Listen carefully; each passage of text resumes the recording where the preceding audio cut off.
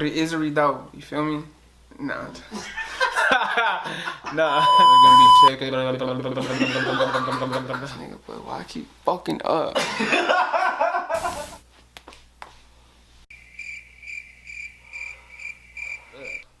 Fucking bitch.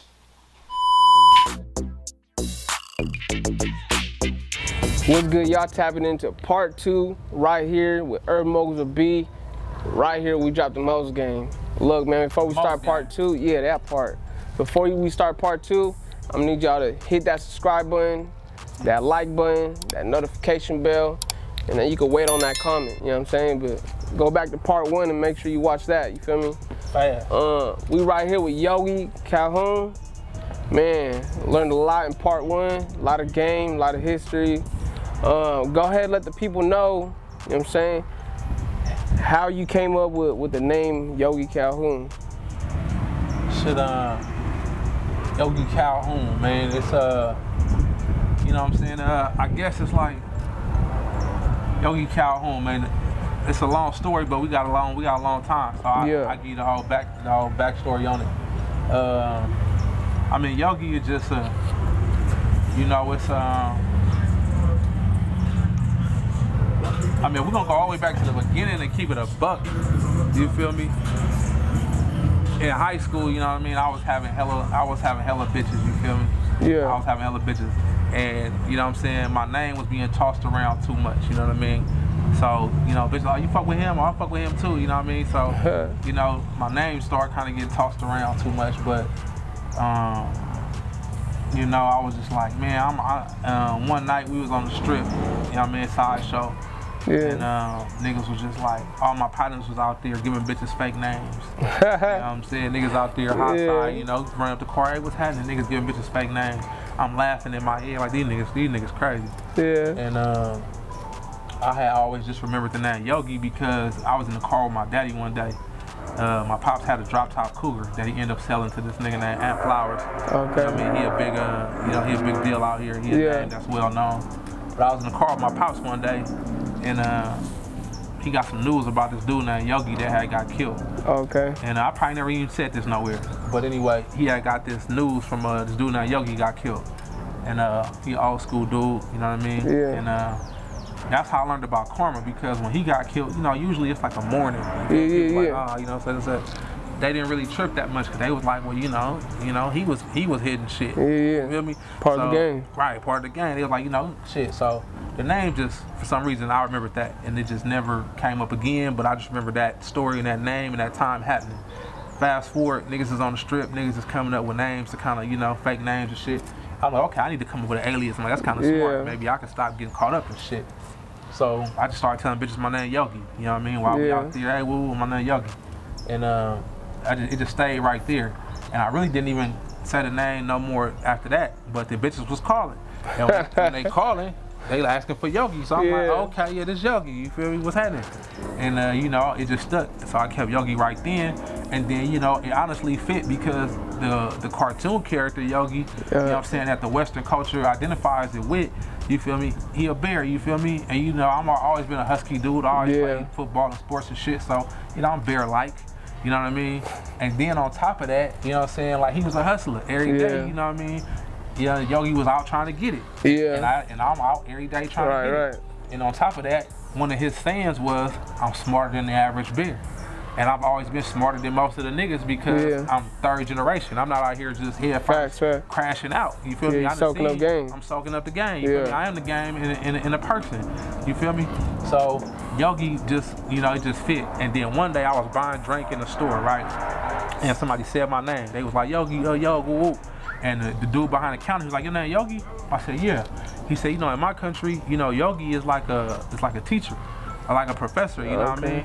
I said, oh, that's dope, you know what I mean? I said, you know, in a way, I said, I am a teacher. I said, I do music. I am a rapper. I'm a rapper. I am a teacher, you know? I am a yogi. So he was like, remember that, you know what I mean? So I kept it. So really when you saying Yogi Calhoun, you really kind of saying Professor Calhoun. Oh, okay. You know what I mean? Yeah. But the Calhoun part comes from Yogi. You know, it's a popular name associated with the bear and all of that. Right. And I figured somebody would copy me. You know what I mean? I always been an influencer. I always been the first. That's why I got Yogi Calhoun the first. A lot of this shit I done did first. I can't say I did it the strongest, but I can say I did it the earliest. Yeah, yeah. You feel me? I've always did shit and niggas remix it and re-flip it and try to do it again. That's why I'm Yogi Calhoun the first, because I always do shit the first. That's and right. I can date that shit back to 1,000 things. Hell yeah. But I put Calhoun on it because I wanted to have a last name so people could identify me with. And culturally, we always been with the mob shit. I'm from East Oakland. Just a mob culture out here. Yeah. And so I put Yogi Calhoun together. And when I said it like that, it just sounded like a dope bank robber or something. Sound like some shit that the nigga that come in here. Villain. Yeah, exactly. So when I said it, because when I was playing with it, I said Yogi De Niro, Yogi Montana, Yogi, you know what I mean? And I said Young Yogi. Calhoun. It just sounded dope, you feel me? And I said, well, that's it right there. That's right. I'm keeping it. You know what I mean? So that's how the whole name come together from start to finish. So I ended up being Yogi Calhoun. I never heard it again, nobody else. So hell yeah, man. But hold on, it was some Calhouns. It was some Calhouns in the game, but they spelled their name O-U-N. So I spelled mine O-O-N, and I'm the only nigga that spell his name like that. Right on. Hell yeah, man. If you don't know, now you know. Hello. So how'd you get into the music stuff, man? Because I want to touch on some stuff, man, but you know what I'm saying? Go ahead, let the people know, how was you influenced, inspired to get into music? Man, music. Music itself, man, has always been present in my life. You know, I can remember, you know, my auntie and my mama getting drunk on the holidays and playing Anita Baker all through the house and Patti LaBelle. I remember being in the car with Pops playing Too Short and DJ Quick and NWA and all that shit. And then, you know, hanging with my brother back in the game and him playing Master P and UGK, and then being around, you know what I'm saying, my cousins, and them niggas was playing, you know, the Killer Tays and the C-Bos and the, you know what I'm saying, and then, you know, me getting a dose of the Mob Figures and all of that, and the 3 Times Crazy and the Jackers. So it's always been around, you know what I mean? It never was nothing that I personally felt like I could do or attempted to do. Right. But the culture of music just kind of changed. And at one point in my life, I was living with family members, you know, and me living with different family members, trying to find a place to really cement and stay at. One of the places I was living at, my cousin, he was playing with the music, you know, he kind of was, you know, just playing literally with the music. And I went to go visit a cousin of mine one day, and he was freestyling. You know, we go hoop, and coming back from hooping, these niggas freestyling. Everybody in the car, all these niggas hooping, they all freestyling though. And then, you know, so music, everybody was kind of dabbling with the music. So, you know, being around them niggas, I honestly just started doing shit in my head, creating songs in my head and verses. And later on down the road, they asked me to freestyle in the cypher, like, we all gonna rap, everybody's gonna rap. I'm like, oh, these niggas gonna try to make me rap. And I put together some shit in my head, and so when it came to me, I spit what I had in my head. Already. And niggas was blown away, like, oh, that was dope, you feel me? So, you know, 2 of the niggas that was in the group that was there, they was already a rap group, and they ended up splitting up. That's right. And one dude started a label, the other nigga went solo. I ended up getting in a group with the nigga that went solo, and ended up doing the feature for the nigga that had started a label. And both them projects came out. So immediately I was already in the rap game on wax. And most niggas was already writing and rapping and doing ciphers and shit. I just kind of fell into that shit for real. And when them projects came out, you know what I mean, niggas was like, you know, they was feeling me on them. And that motivated me to keep going and to get better. And I just, you know what I mean? Shit came naturally. Yeah, I just stuck with it. Cause at that time, you know, it was niggas had to be hella gangster, and it wasn't no Drakes and shit. It was all like street shit. So even niggas that wasn't in the streets, mob shit, was faking like they was in the streets to try to fit in with the rap shit. And me being who I am, I just organically fit in the spot that they was trying to fill. So eventually, you know, I just stayed down for the crown, and you know, I stayed around, and you know what I mean, did all kind of shit now, from being on K-Slay, freestyling with him, to doing you know, songs with XRaided, doing songs with Gucci Man, Lil Flip, Jacka. You know, I met Tech 9. He was just shouting me out at the show about 2 weeks ago.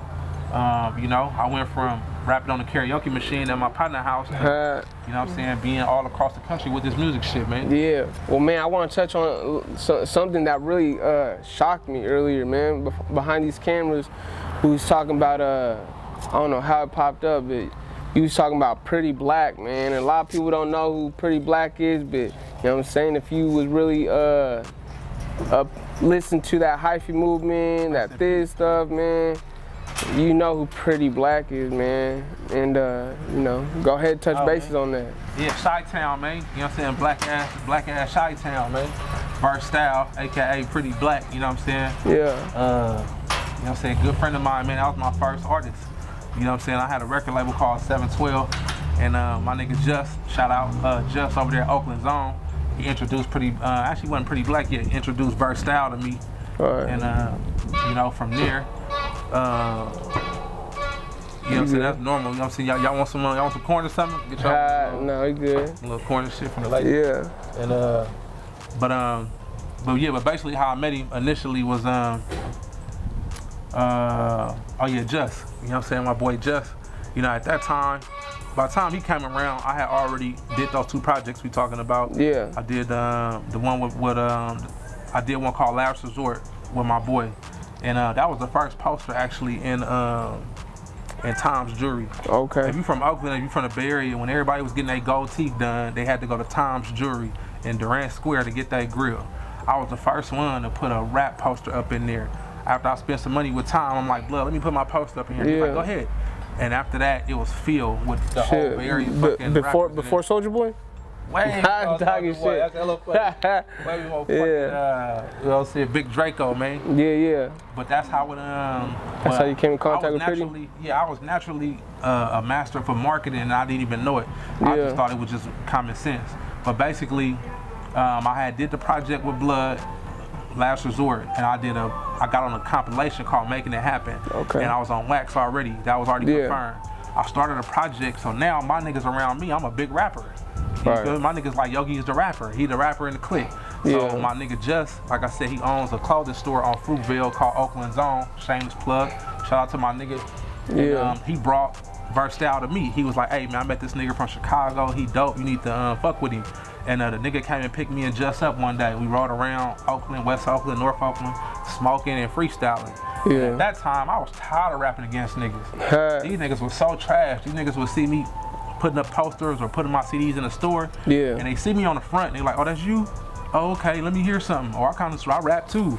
So I rapped against the whole Bay Area at this point. So when my nigga come bring a nigga to me talking about he raw, I'm like, bro, I don't even care, bro. And but the nigga came, picked us up and started spitting and he was raw. So instead of us battling, we kind of just caught each other last words and cipher. And we like, damn, blood, if we would have recorded that shit, we would have had a whole album right now. And so from there, I kind of, we pulled our resources together. You know, Versatile, Chi-Town, Matthew, AKA Pretty Black. His brother used to play for the Cowboys, Dallas Cowboys. And he had moved to the Bay Area, made some investments. He was doing good for himself. And that's why Pretty Black came to the Bay, is because he had got shot in Chicago being Pretty Black, being him. And he wanted to come out here and fuck with his brother and get into the music. So we just locked in like this. Hell yeah. Start rapping. We did a project called Hate Me Now, featuring Lil Flip, featuring me, featuring his cousin. And that shit did well. We jumped in the streets. You know what I mean? We had the all-black Range Rover at the time. Yeah, he had a couple for him. The first, when I met him, he had an Aurora, a navy blue Aurora. With the fucking blue tint on that motherfucker. And that nigga had a Hawaiian shirt on, some gray jeans, like some fucking gray Timberlands. He was the illest nigga in Nebraska. When I met him, you feel me? He was not East Oakland at all. He was not the guy y'all came to meet and know it's Pretty Black. He wasn't that nigga yet. You know what I'm saying? And so when I sold, I'm like, bro, I got a label, I know how to do this shit. And he like, let's do it. We start recording, we put our resources together. You know what I mean? That's right. I got the beats. We was spitting, making songs and shit. I had a 712 record chain already. And I let him, you know what I mean, I cut him loose with the chain. He went to Chicago to go show his mom, you feel me? He had, locked in with some California niggas and shit. And the nigga could have left with that chain and never came back. Boy, I had like 6,000 on that chain back then. So that was a bunch of money. That was a lot of money back then. And I was like, woo. And I was like, this nigga could be luckily he was solid. He came back with the chain, you know what I mean? That's right. And but from there, that project got into the hands of somebody named Al Keys out in East Palo Alto, who had a record label named Raw Records. And that record label was the label that put out Kick the Sneak Super Hyphy. So if you ever heard the song Super Hyphy, it's a nigga was talking on it in the beginning, and he was like, Dope Gang 2. Smoking yak. Okay. So that label, before they put that out, they had BA from 3 Times Crazy. You know, it's BA, Kick the Sneak, and Bart. Yeah. BA was signed to Raw Records at the time, and Raw Records was looking for artists apparently. They got a hold of that project and they wanted to sign Pretty Black. Well, we call him Pretty Black, but at the time, he was still versatile. Yeah. So they wanted to sign, and I'm like, hold on. That project was supposed to be a group project. It was supposed to be me and him. Right. But it ended up being a solo project because I went to Texas trying to get the little flip verse and just stayed out there longer than I was supposed to. Right. Black being black, he ended up wiggling the verse from JT the Bigger Figure. Yeah. He ended up getting the verse from JT the Bigger Figure. So by the time I come back to the Bay, because I told you we got into it with the Crip niggas. By the time, so now I come back to the Bay, like, bro, I've been gone longer than I'm supposed to. He like, don't even trip, nigga, I got the verse already. He got it from JT the Bigger Figure. You know what I mean? So he played it for me. He played the verse for me at the photo shoot for Hate Me Down. That one I showed you online. And he played. I'm like, oh, this go crazy. He like, yeah, yo, you can come get on it, like, you know, in a couple days. We're gonna put you on. So anyway, we put that out. Bruh ended up, you know, saying he want to sign Black, and he wanted to sign me too, but I didn't. I was scared of contracts back then. Yeah. So many people had got worked out their money. I didn't want to sign with nobody. Yeah. And plus, my brother was still living. You feel me? My brother had the bag, boy. So I was not trying to sign with nobody. Hell yeah. We didn't need nobody. Yeah, so, contracts different back then, man. Yeah. But Black didn't tell me about the money. If he would have told me about the money, then I would have signed, because that would have showed me that Blood was talking about, you know, some business. But anyway, I gave Black, you feel me, the green light to go do his thing over there at Raw Records. That's right. And he went and did his thing, and Blood took care of business. And everybody started passing the ball around. BA went and told Keek, he went and told Huss, he went and told Jack. And the niggas all went and did the Dope Game project. Yeah. The niggas did like 2 or 3 of them motherfuckers. And they implemented Black into that circle. So nobody knew who Pretty Black was. Yeah. But everybody knew who Jacka was. Everybody knew who Kick the Sneak was. Everybody knew it basically was the best 2 from 3 Times Crazy, and it was 2 of the niggas from Mob Figures plus Pretty Black. That's how he got on, because niggas seen him with people they already knew. And from there, we all just locked in. So while they recording and being around, I'm around. I'm not recording, but I'm there. And that's how I met everybody. Niggas knew who Yogi was, because I was always in the building. I was always up. I was always in the building and chilling. Yeah, I was chilling. Nah, that's what's up. Man, I want to turn the page real quick and I want to talk about you signed to XRaided, right? Yeah, man. I just I recently just did my deal with Blockstar. You know what I mean? How'd that come about? Shout out my boy XRaided, man. That's my brother. Yeah. I know I really don't like when people use the term brother a lot, because, and I rarely use that term because I have a biological brother, and I feel like it's disrespectful to him when I call somebody my brother or something like that. So I don't really do that, but I could go out my way and say XRaided, that's my brother. Yeah. You know, he didn't went out his way and did shit for me that he didn't have to. And vice versa, you feel me? You know what I mean? When he came home, you feel me? I gave him a diamond watch, you know what I mean? And I didn't do shit, you know, we didn't did shit for each other, you know what I mean? That we didn't have to do. So super salute to XRaided. But basically, we end up locking in because when X came home, I seen XRaided had came home like on social media. Yeah. Everybody knew XRaided had came home, like that's crazy. Facts. You know what I mean? And I had never met him. You know, he's been in the pen 26 years. Nobody met him. Didn't know him before he went to the pen. But long story short, XRaided was he got parole to Oakland. Okay. And which was like a fluke. Yeah. He was supposed to get parole somewhere else. Yeah. Last minute, he get parole to Oakland. While he's in Oakland, you know what I mean, he meets a family member of mine, and the family member, you know, was in good graces with X, you know, for how they was communicating and what they was doing. So they was, you know, they was in each other's favor. So X was like, you know, hey, look, man, if there's anything I could do for you, you know what I mean, let me know. And my cousin was like, you know, I don't really need nothing, but, you know, I got a cousin named Yogi, you know what I mean, he rap, he do his thing. Yeah. And, you know, just look him up, you know, maybe y'all could do something. And you know, X being a real nigga, he went and ran my background before agreeing to do it. He went to go check my history, and he went to go talk to T Nutty, and T Nutty from XRaided neighborhood. Yeah. You know, they all garden block niggas, and me and T Nutty got history from the early 2000s, from California when I met him to seeing him again in Reno, to him coming to Texas, getting booked by some Crip niggas out there, and me coming up there and, you know, hollering at him and remembering and, you know, holding him down and kicking it. Small world. Right, so, you know, I just travel, I move around. So by the time XRaided asked him about me, and me and T Nutty I just did a song with Yup. Yeah. We did a song called Hot Side and Slide. Me, Goldie Gold from the Federation, Yuck Mouth, and T Nutty. That's so right. Anyway, that had all been done. So by the time XRaided asked T Nutty about Yogi Calhoun, he had nothing but good things to say. So he spoke good on me, like a real nigga.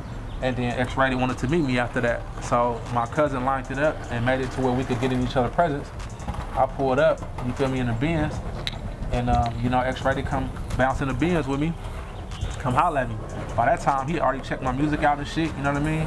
And I didn't know what to expect. I heard the same thing everybody else heard, you feel me? Yeah. So, man, nigga energy was, and when he got in the car, it felt like God was in the car. On everything, blood, like, you know, when X got in the car, blood, and we was talking, it was a feeling, and we both felt it. And there was something going on that this needed to happen. So meant to be. It was meant to be, blood, we both felt it. And by the time we got out the car, X was like, bro, I want to sign you. He was like, you sign anybody? I'm like, no, I'm independent. I'm like, you know, at that time I was doing my shit with the regime, but that's a fraternity. That's not a record label. That's not nothing that we signed or contractually, you know, obligated to. So I'm like, nah, so whatever you want to do, let's figure it out. He like, let me know what you want to do to sign, bro. We're going to put something on paper. We're going to get it done. And shit, you know, he kept his word. So he came home. I mean, so before he got out, he was just on halfway house. And when he would get a break, we started going to the hotels, booking out hotels and recording. That's right. X had so much motherfucking pool. X had cameraman, studio, all that shit. Yeah, hella raps written and shit. In here, like he had a whole studio in here. Yeah. I'm like, how the fuck he doing all this? But that's XRaided, and he had a whole team already set up. Hell we were just recording songs, and the first song we did was a song called Fool's Gold. And he seen how I record, and he seen how it came out, and he was just like, damn. He was like, man, he was like, we gonna get along. He was like, we gonna make something work. Hell yeah. And from there, it was just, you know, we locked in, and we just, we went on 2 tours. We went on the Execution XRaided tour, which is the first one, and then we went on the California Dreaming tour. Was that your first time touring? Yeah. So how was that? How was that experience, and how did it help you grow as an artist? Shit, it's the best, bro, because, you know, for one, you know, XRaided got a certain core fan group. And, you know, and they got a certain IQ level, and they got a certain bar that's set for artists that they want to hear content, they want to hear delivery, you feel me? My appearance and my appearance can really throw you off, you know what I mean? A lot of niggas that look like me with the jewelry and all this shit, you know, is lazy in the studio. Niggas is lazy with the music, you know what I mean? So they throw you off. I gotta come out there and really rap and make these motherfuckers understand that I am who I am and why XRaided is fucking with me. So every night it was a challenge, me against them, to get them to see why I'm here. You know what I mean? They don't really they didn't give a fuck about Yogi Calhoun. You know what I mean? In some states, I was surprised. Now this was a trip. Yeah. Going to these states, I'm thinking with this mentality that I'm telling you, and I'm going out there, and a lot of these motherfuckers already know who I am. They already know who I am, bro. Oregon, Washington, they already know who I am, and that was humbling to me, going out there feeling like I gotta go fight through all of this, you know, yellow tape, and they already knew who I was. A lot of them, blood, you know what I mean? And that was surprising, like, damn, these motherfuckers already know who I am. But it was dope, blood. I think the touring is my favorite part of the music game. I love performing. I love getting out there and taking over a crowd and really showing them my seasoning. Because when you see the MC or artist on stage, you can tell if they practice, you can tell if they haven't, you can tell if they nervous, you can tell if they confident. And I love being out there to go display, because this internet and these phones could get shit misconstrued. So I make my best impression in person. So I love going out there, being on the road, and, you know what I mean, tearing their ass up every time I go out there. Hell yeah, man. Well, look, it's a lot of history, man. Sounds dope, man. Sounds real dope. Go ahead, let the people know where they can find you, social media, music-wise, before we close this out. Man, more than likely, you know what I'm saying, I'll probably be at your baby mama house, laid up, man, drinking all the Capri Suns. Yeah. You feel me? For my stepson. You know what I mean? Yeah. But nah, man, real life though. My social media handle is Yogi, Y-O-G-I, Calhoun, C-A-L-H-O-O-N. Like, put it right here or something if you can. Yeah. And that's on everything. That's on Instagram and Facebook and YouTube. My YouTube channel is Yogi Calhoun TV. You can go on there and log in and just check me out, man. Get in the algorithm and check me out, man. I got music on Dat Pip. I got shit on iTunes. And I also got a movie out there called Born Alone, Die Alone that I wrote and produced. That's right. That I do my own stunts and shit. I'm like Jackie Chan and that. Hell yeah. Well, look, man. Y'all tapping into another episode of Urban Moguls of B. Before that, hit that subscribe button, Please. That like button, a notification bell, and leave a comment. You know what I'm saying? Y'all already know what it is, man. Urban Moguls of B. Right here, we drop the most games. Let's go.